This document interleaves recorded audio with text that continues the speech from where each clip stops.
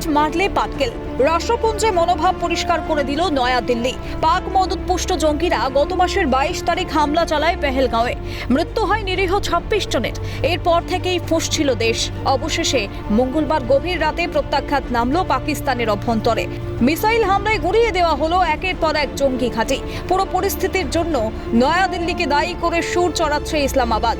এই আবহে প্রত্যাঘাত নিয়ে রাষ্ট্রপুঞ্জে 5টি স্থায়ী এবং 10টি অস্থায়ী দেশের মধ্যে 9টির সামনেই অবস্থান স্পষ্ট করে দিল নয়াদিল্লি।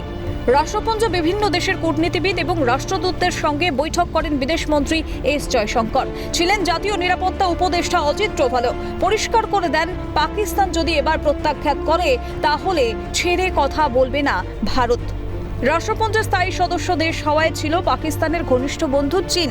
বেজিংয়ের রাষ্ট্রদূত জু ফেইহংয়ের সামনেই অবস্থান পরিষ্কার করে দিয়েছে নয়াদিল্লি।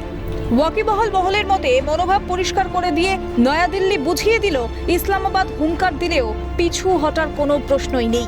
কোনো রকম হামলা হলে যে হাত গুটিয়ে বসে থাকবে না রাষ্ট্রপুঞ্জের বৈঠকে, তাও পরিষ্কার করে দিল নয়াদিল্লি। ইন্দ্রাণী দাশগুপ্তের রিপোর্ট, ক্যালকাটা নিউজ।